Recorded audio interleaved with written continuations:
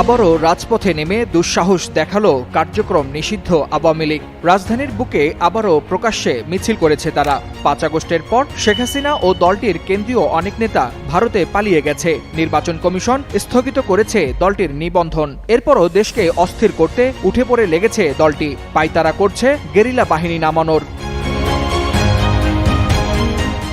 বর্তমান দেশের রাজনীতির কেন্দ্রবিন্দু এখন ত্রয়োদশ জাতীয় সংসদ নির্বাচন।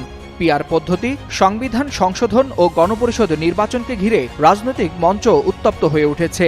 জুলাই আন্দোলনে নেতৃত্ব দানকারী দলগুলোর মধ্যেও স্পষ্ট মতপার্থক্য চোখে পড়ছে। আর এই পরিস্থিতির সুযোগ নিয়ে আবারও রাজপথে উপস্থিতির বার্তা দিচ্ছে নিষিদ্ধ ঘোষিত সংগঠন আওয়ামী লীগ। রোববার রাজধানীর গুলিস্তানে দলটির তৃণমূল নেতা কর্মীদের আয়োজনে অনুষ্ঠিত হয় ঝটিকা প্রতিবাদী মিছিল। রাজনৈতিক বিশ্লেষকদের মতে আওয়ামী লীগের এই মিছিল মূলত এক ধরনের রাজনৈতিক বার্তা। তারা জানাতে চাইছে দল এখনও টিকে আছে, তৃণমূলের সমর্থকরাও মাঠে সক্রিয়। বিশ্লেষকরা মনে করছেন তৃণমূল ভোটাররা রাজনীতির ময়দানে গুরুত্বপূর্ণ ভূমিকা রাখতে পারে। আর সেই কারণে ত্রয়োদশ জাতীয় সংসদ নির্বাচনে বিএনপি কিংবা জামাতে ইসলামী যেই ক্ষমতায় আসুক না কেন, আওয়ামী লীগ হয়তো আগেভাগেই তাদের সঙ্গে অদৃশ্য দর কষাকষির ভিত্তি তৈরি করতে চাইছে।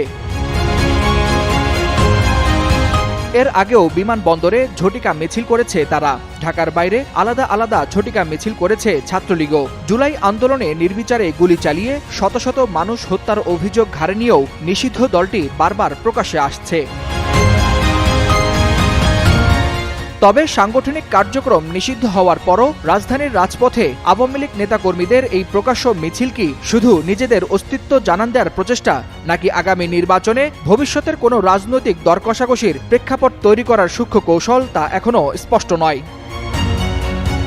ওয়ালিউল হাসান।